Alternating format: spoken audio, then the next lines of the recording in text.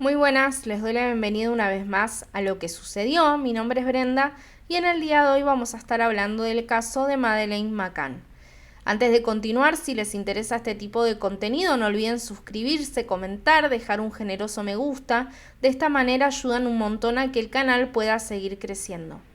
En la caja de descripción dejo todas las fuentes consultadas, así también como mis redes sociales por si quieren seguirme en alguna de ellas. Sin nada más que agregar, comenzamos con el video del día de hoy.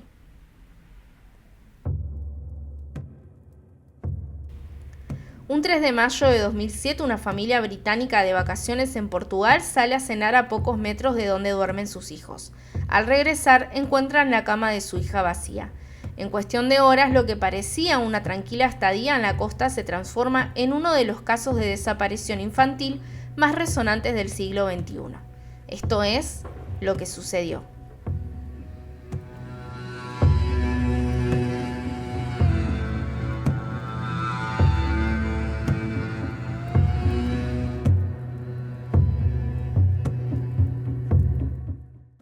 Madeleine Beth McCann tenía apenas 3 años cuando desapareció. Era una niña británica de cabello rubio, ojos grandes y una inconfundible mancha en el iris del ojo derecho. Viajaba junto a sus padres Kate y Gary McCann, ambos médicos, y sus 2 hermanos mellizos Jeanne y Amélie, a Praia da Luz, una localidad costera en el sur de Portugal.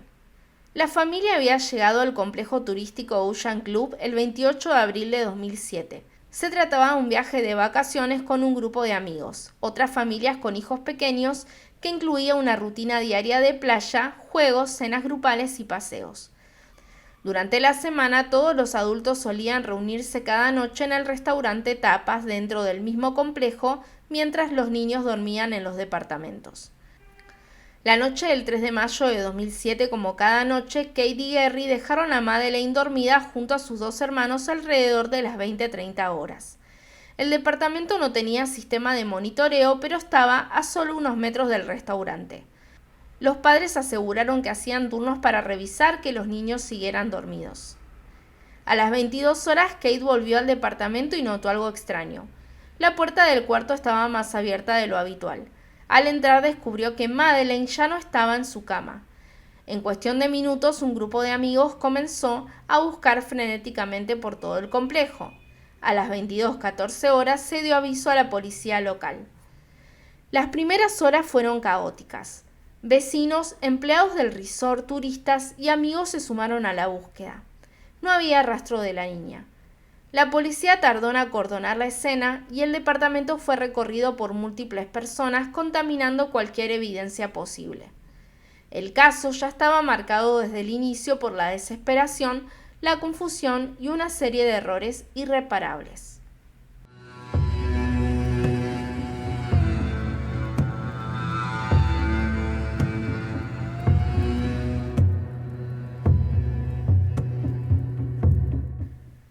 En las horas posteriores a la desaparición de Madeleine, la Policía Judicial de Portugal asumió el caso. Pero desde el principio la investigación estuvo marcada por inconsistencias, demoras y una aparente falta de coordinación. No se emitió una alerta de secuestro formal hasta pasada muchas horas, y las fronteras no fueron cerradas ni se implementaron controles inmediatos.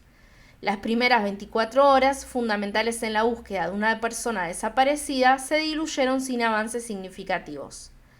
Los McCann comenzaron a aparecer en los medios desde el primer día. Con el rostro visiblemente devastado, Kate y Gary rogaron públicamente por el regreso de su hija. La noticia escaló rápidamente a medios internacionales y el caso adquirió un perfil mediático sin precedentes. Una semana la foto de Madeleine ya circulaba en las portadas de todo el mundo. La policía portuguesa contempló varias hipótesis: un secuestro planificado, un robo que terminó mal e incluso un escape infantil. Sin embargo, no encontraron signos evidentes de entrada forzada. Esto, sumado a las versiones cruzadas sobre las puertas y ventanas del departamento, empezó a generar tensiones entre los investigadores portugueses y los McCann. Pronto se incorporaron fuerzas británicas a la investigación, incluyendo Scotland Yard, lo cual complicó aún más la dinámica. Había diferencias metodológicas y culturales y también mediáticas. La presión internacional crecía y las autoridades portuguesas comenzaron a verse cuestionadas tanto por la opinión pública como por sus propios errores. En agosto de 2007, después de meses sin avances concretos, la línea de investigación dio un giro inesperado. Kate y Gary McCann fueron declarados arguidos, es decir, sospechosos formales por la policía portuguesa. Según estos, algunos rastros biológicos hallados en el maletero del auto alquilado por los McCann semanas después de la desaparición, junto con ciertos comportamientos de la pareja, alimentaban la sospecha de que Madeleine había muerto accidentalmente en el departamento y que ellos habían encubierto la situación. Esto generó un escándalo internacional. La prensa se dividió, la presión mediática fue aplastante y la pareja negó rotundamente cualquier implicación. El caso, hasta entonces centrado en la búsqueda de la niña, comenzaba a transformarse en un conflicto público, social y judicial.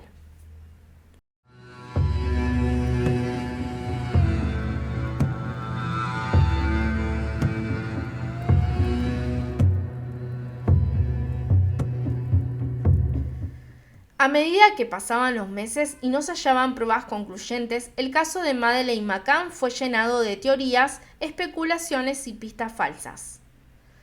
Lo que comenzó como una búsqueda desesperada se convirtió en un rompecabezas de alcance global.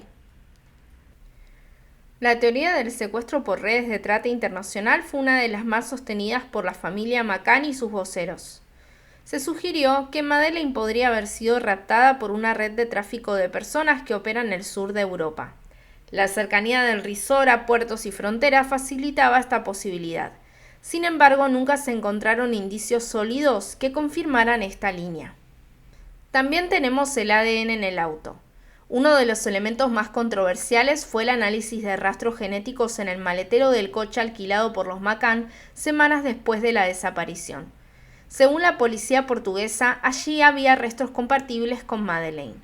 Pero los expertos británicos señalaron que las muestras eran inconclusas y podían pertenecer a otra persona o ser resultado de la contaminación cruzada por objetos personales de la niña.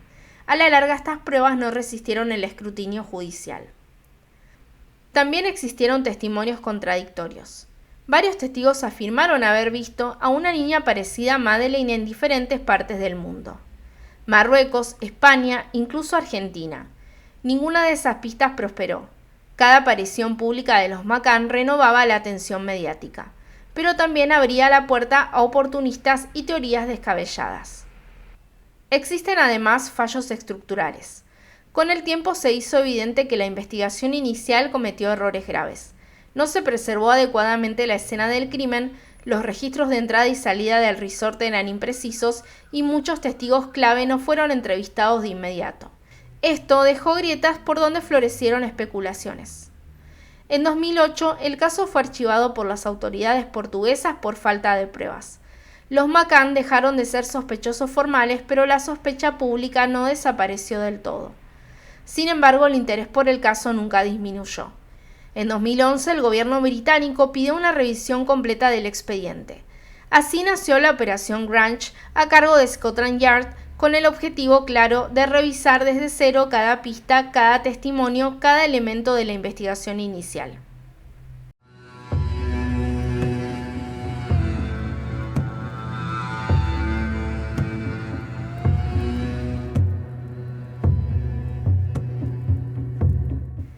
En 2011, 4 años después de la desaparición de Madeleine, el gobierno de Reino Unido lanzó una revisión oficial del caso, la Operación Grange, dirigida por Scotland Yard.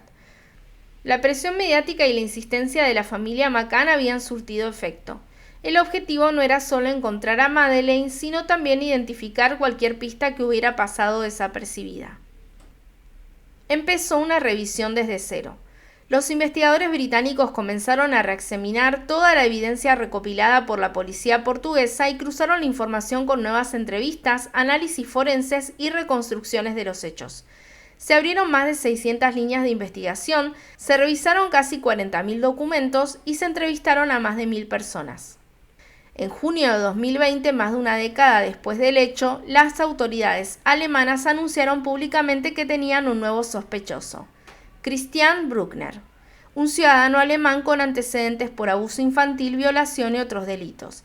estaba preso por cargos no relacionados en ese momento. Según la fiscalía alemana, Bruckner había estado en Praia da Luz la noche en que desapareció Madeleine. De hecho, su celular lo ubicaba en la zona, y tenía una furgoneta que algunos testigos vincularon con movimientos sospechosos cerca del complejo vacacional. Aunque las autoridades alemanas declararon que estaban convencidas de que Madeleine estaba muerta y Bruckner era el responsable, no presentaron pruebas concluyentes. La investigación continuó en silencio sin una acusación formal. Bruckner, por su parte, negó estar involucrado. Algunos objetos personales vinculados a él fueron incautados, incluyendo una cámara, discos duros y contenido perturbador. También surgieron testimonios de personas que lo conocían y afirmaban que había hecho comentarios extraños sobre niños o sobre el caso de Madeleine. Aún así, ninguna de estas pistas logró cerrar el círculo probatorio. La operación Grange sigue activa. Para las autoridades británicas, el caso no está cerrado.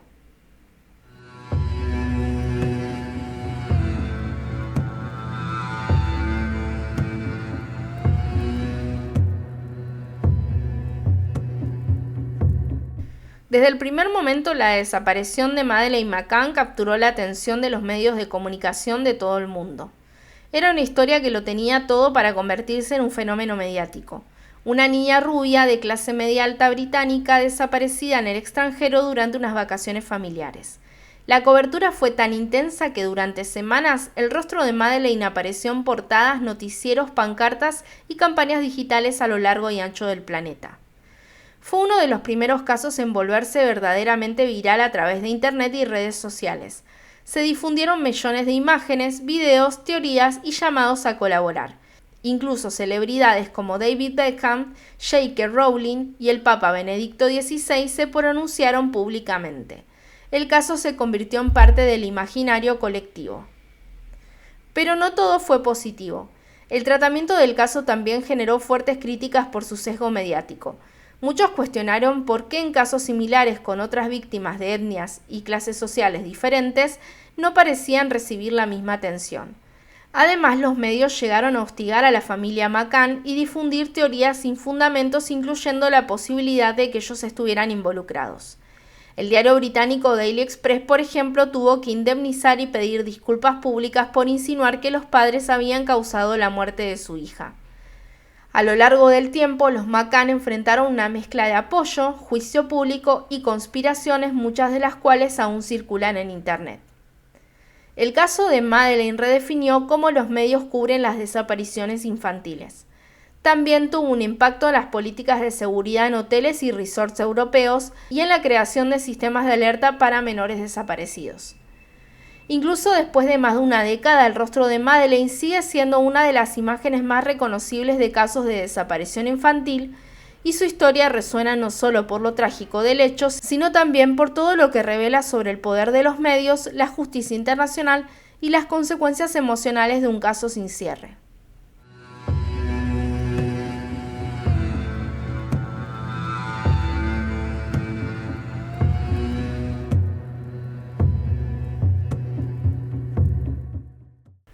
A lo largo de los años, el caso de Madeleine McCann ha estado atravesado por numerosos reportes de niñas que podrían ser ella.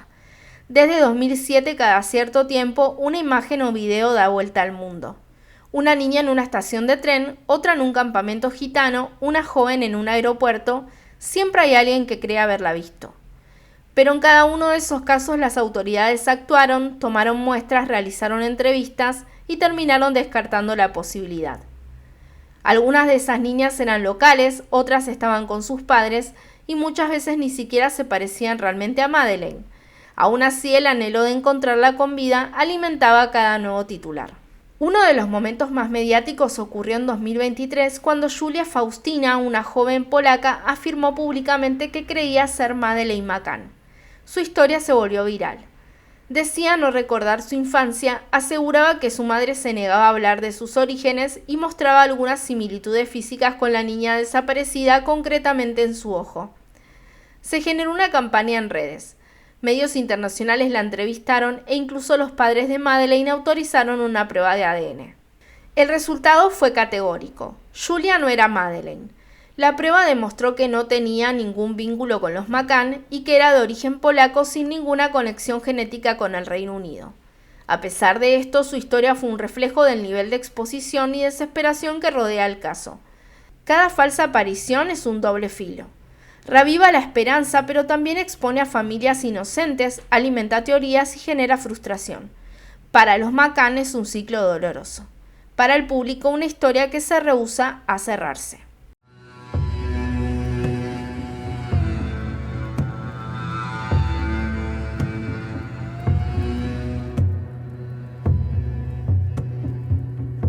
El 3 de mayo de 2007, esa fue la última noche que se vio a Madeleine McCann. Desde entonces han pasado años, teorías, investigaciones, sospechosos, hipótesis y titulares, pero no certezas.